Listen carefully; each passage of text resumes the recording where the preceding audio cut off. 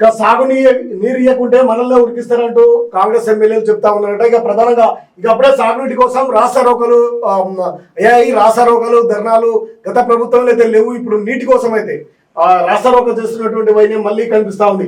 సాగునీటి కోసం రైతులు రోడ్డెక్కారు. పాలెం వాగు ప్రాజెక్టు నుంచి నీటిని విడుదల చేయాలని డిమాండ్ చేస్తూ ములుగు జిల్లా వెంకటాపురం మండలం చిరుతపుల్లి ప్రధాన రహదారిపై పలు గ్రామాల రైతులు రాస్తారోక చేపట్టారు.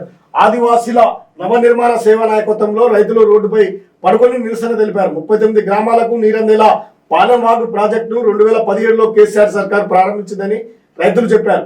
కాంగ్రెస్ ప్రభుత్వం మాత్రం ప్రాజెక్టును పట్టించుకోవడం లేదని విమర్శిస్తున్నారు.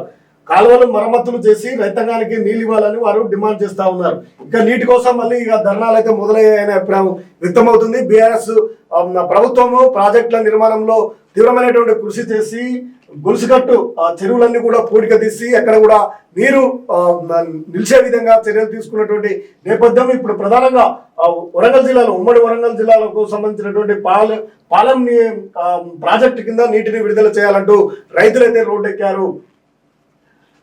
చెరువుల్ని బాగు చేసి నీళ్లు నింపాలి. మోరంచంపల్లికి సాయం ఎప్పుడు?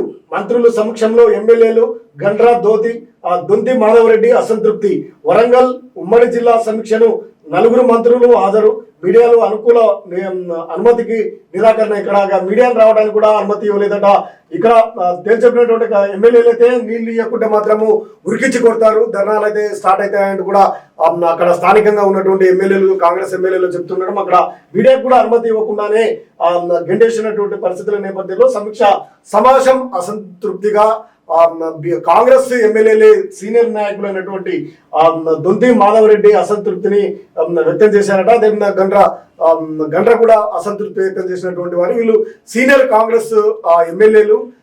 గత కొంతకాలంగా సుదీర్ఘ కాలంగా రాజకీయాల్లో ఉన్నటువంటి వీరికి ప్రాధాన్యత ఇవ్వకపోవడం, అక్కడ సమీక్ష సమావేశంలో కూడా నీటికి సంబంధించినటువంటి సాగునీళ్లు ఇవ్వకుంటే మాత్రము ఉరికిస్తారు అంటూ కూడా వాళ్ళు ఎమ్మెల్యేలు మంత్రులకు చెప్పినటువంటి వార్తలు మనం ప్రధానంగా చూడొచ్చు. ఏదేమైనప్పటికీ నీటి కోసం జరుగుతున్నటువంటి ఉద్యమాలు ఎన్నో కాలంగా రైతుల్లోకి వెళుతాయి.